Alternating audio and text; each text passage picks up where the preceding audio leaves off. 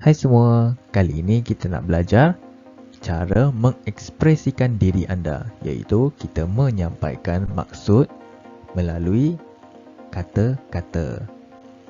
Jadi tanpa melengahkan masa, mari kita tengok. Dalam video ini kita akan belajar membina ayat.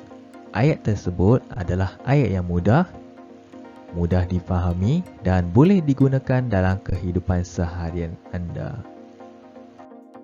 Untuk kali ini kita akan belajar satu struktur ayat yang sangat mudah, iaitu ayat ini mempunyai subjek, kata keterangan dan kata adjektif.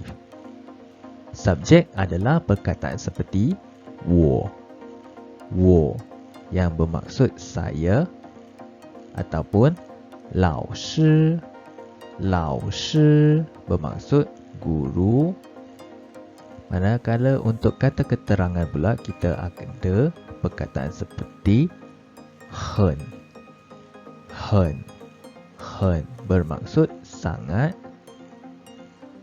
ataupun 是 yang bermaksud ialah ataupun adalah.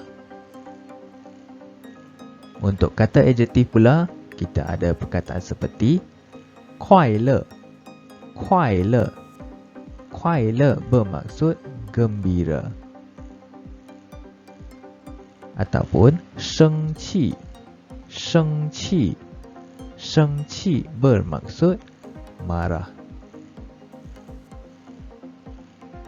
Jadi untuk struktur ayat ini amat mudah, kita boleh ambil contoh. Yang pertama, 我很快乐. Sebenarnya ayat-ayat semua ini kita boleh gantikan dengan perkataan yang sesuai dengan situasi yang kita ingin sampaikan.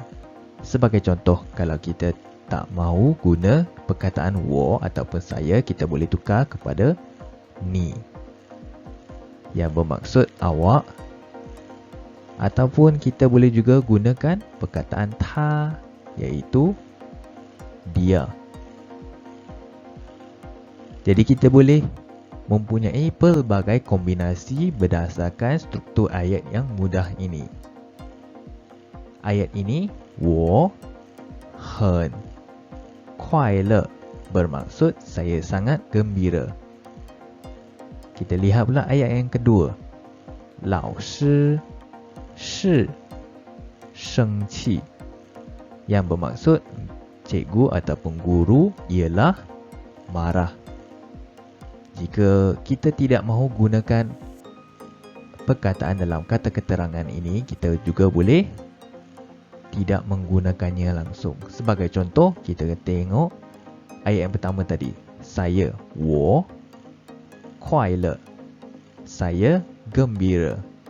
Ianya adalah satu ayat yang mudah yang kita dapat menyampaikan maklumat saya gembira. Sama juga kalau kita nak tukar, kita guna 你 awak. Kita juga boleh cakap 你快乐 ataupun 他快乐. 很 dalam kata keterangan ini hanya membawa maksud sangat, iaitu tahap sahaja, perbezaan tahap. Kalau tanpa perkataan sangat ini, ianya juga boleh menjadikan ayat ini sebagai satu ayat yang membawa maksud. Kemudian kita tengok pula ayat yang nombor 2 ini. 老师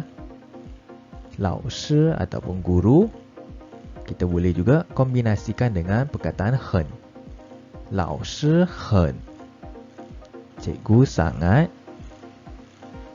gembira, 快乐 pun boleh. Jika kita nak gunakan kombinasi yang lain, guru, cikgu, 很 sangat, 生气 cikgu sangat marah, juga menjadi satu ayat yang lengkap. Jadi dalam ayat ini yang paling penting ialah kita tahu banyak perbendaharaan kata supaya kita boleh gantikan dengan perkataan lain di bahagian seperti subjek dan kata adjektif ini. Struktur ayat yang kedua kita nak belajar ialah kita menjadikan ayat tadi kepada ayat tanya, di mana kita hanya tambah satu kata tanya di penghujung ayat tersebut. Sebagai contoh, ayat yang pertama kita lihat, ni hen hai pa ma. Ni bermaksud awak, hen sangat, hai pa takut, ma ke ataupun kah. Jadi tambah satu kata tanya di penghujung ayat ini automatik menjadikan ayat ini ayat tanya. Awak sangat takut ke? Kalau kita tak tambah kata tanya di belakang ayat ini, 我很害怕 ataupun 你很害怕, ianya boleh jadi satu ayat keterangan. Kemudian kita lihat pula contoh yang kedua. 弟弟弟弟是伤心什么? Titi bermaksud adik lelaki. Shi ialah adalah.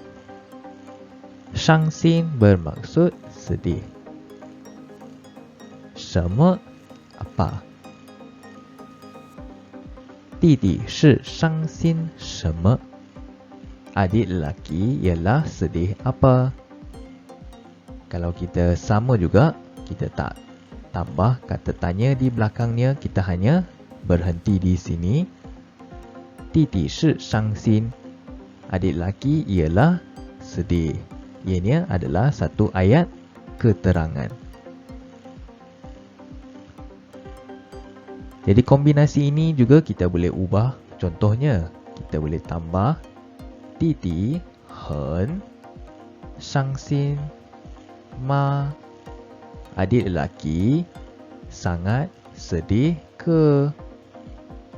Ataupun kita juga boleh ambil contoh, ni shi hai pa sheme? Awak ialah takut apa? Ni shi hai pa sheme? Jadi fokus yang paling penting ialah kita perlu memahami bentuk struktur ayat.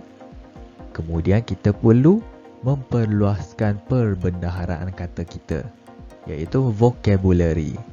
Kalau kita tahu lebih banyak perbendaharaan kata, lagi mudah kita ingin menyampaikan maklumat.